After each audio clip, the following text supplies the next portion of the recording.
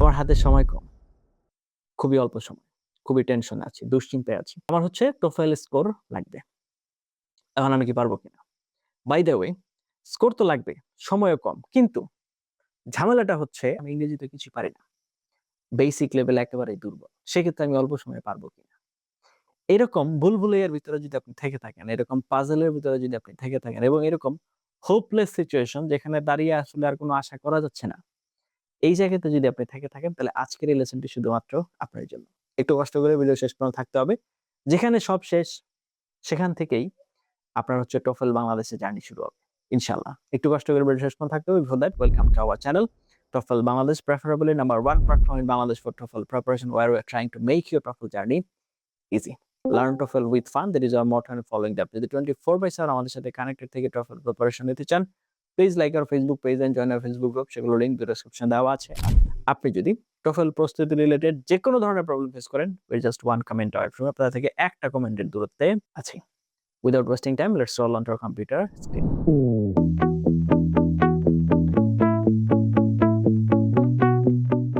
ওকে, তো চলে আসলাম আমরা কম্পিউটার স্ক্রিনে। Yes, you can improve your TOEFL score in a short time. আপনার হাতে সময় কম, তো সেক্ষেত্রে আপনি TOEFL করতে পারবেন কিনা, এটাই হচ্ছে আপনার সবচেয়ে বড় প্রশ্ন, রাইট? তো সেটা জানার জন্য একটু কষ্ট করে ভিডিওর শেষ পর্যন্ত থাকতে হবে। But the result depends on, আপনার হাতে সময় কম, আপনার স্কোর লাগবে। এখন এটা কিসের উপরে ডিপেন্ড করে? এই 4টা জিনিসের উপর। প্রথমত, ইওর কারেন্ট ইংলিশ লেভেল, বর্তমান আপনার কি অবস্থা।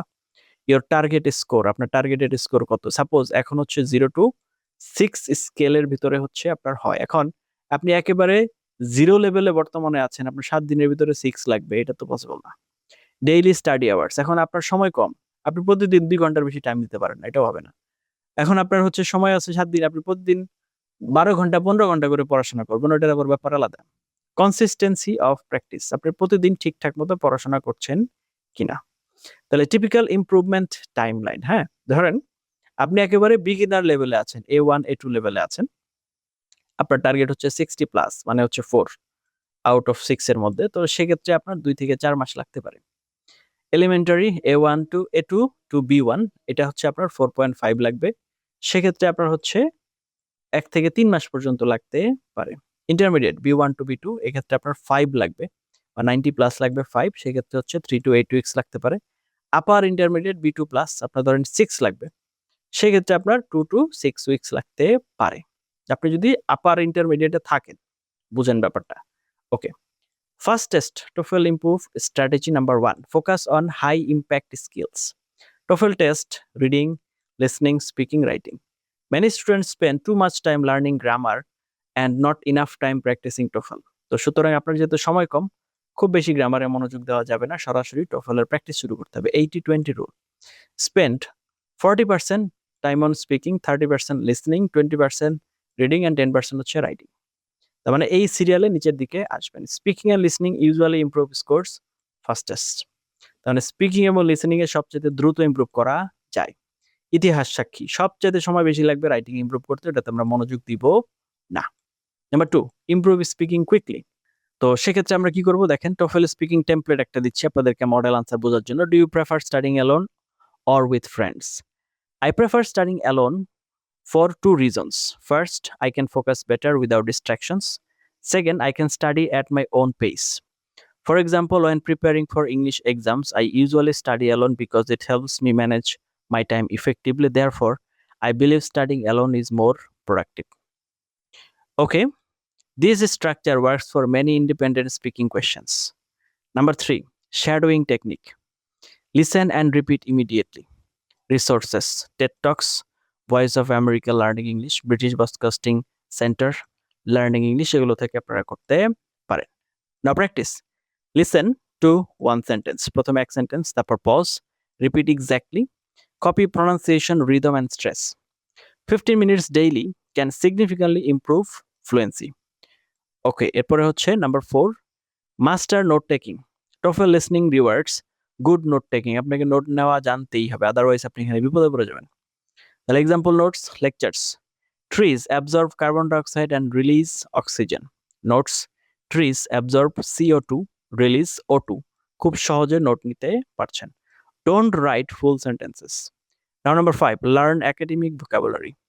কমন টোফেল ওয়ার্ডস যেমন সিগনিফিক্যান্ট, মিনিং হচ্ছে important, enhance, improve, maintain, keep, benefit, advantage, influence, effect.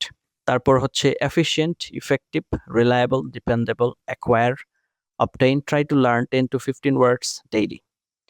Number 6, reading shortcut. Instead of reading every word, read the first sentence of each paragraph. Read the last sentence. Focus on keywords, then answer questions. এটা করার চেষ্টা করেন কারণ সব পড়া তো possible না। This saves time and improves accuracy. Okay. Now এরপরে কি আছে? রাইটিং টেমপ্লেট দেখেন। ইন্ডিপেন্ডেন্ট রাইটিং এর ক্ষেত্রে I strongly agree with this statement for several reasons. First, topic বসান। ফর এক্সাম্পল, উদাহরণ দেন। ফার্দার মোর, এক্সট্রা টপিক বসান। অ্যাজ এ রেজাল্ট, তার ফলাফল দিন। দেয়ারফর আই বিলিভ, আপনার মতামত দিন। এই স্ট্রাকচারটা আপনি ব্যবহার করতে পারেন। And common mistakes that slow improvement. Memorising answer, don't try to do that. আপনি যদি মেমোরাইজ করতে যান আনসার, তাহলে আপনি বিপদে পড়ে যাবেন, কারণ একটা পড়বেন আর একটা ভুলে যাবেন। স্টাডিং গ্রামার অল ডে, সারাদিন গ্রামার পড়লে আপনি আরো ভুলভুলাইয়ার ভিতরে হারিয়ে যাবেন, কারণ গ্রামার পড়ে শেষ করা সম্ভব না। নট রেকর্ডিং স্পিকিং প্র্যাকটিস, আপনার নিজের আনসার যদি আপনি নিজে রেকর্ড না করেন। ইগনোরিং লিসনিং প্র্যাকটিস, লিসনিং প্র্যাকটিসকে গুরুত্ব না দেওয়া। Taking very few mock test, নিজের মক টেস্ট খুব কম দেওয়া, এটাও কিন্তু আরেকটা সমস্যা। ইনস্টেড স্পিক ডেইলি, প্রতিদিন ইংরেজি বলুন। Listen daily, record yourself, take 2 to 3 mock test weekly, analyse mistakes. এগুলো যদি রেগুলারলি করতে পারেন, আশা করা যায় যে আপনার বেটারমেন্ট চলে আসবে। 21 day TOEFL crash plan. Daily 3 hours, হ্যাঁ, কি করতে হবে? প্রতিদিন 21 দিন একটানা করতে হবে। প্রতিদিন 3 ঘন্টা, তার ভিতরে 45 minutes listening, 45 minutes speaking, 45 minute reading, 45 minutes writing.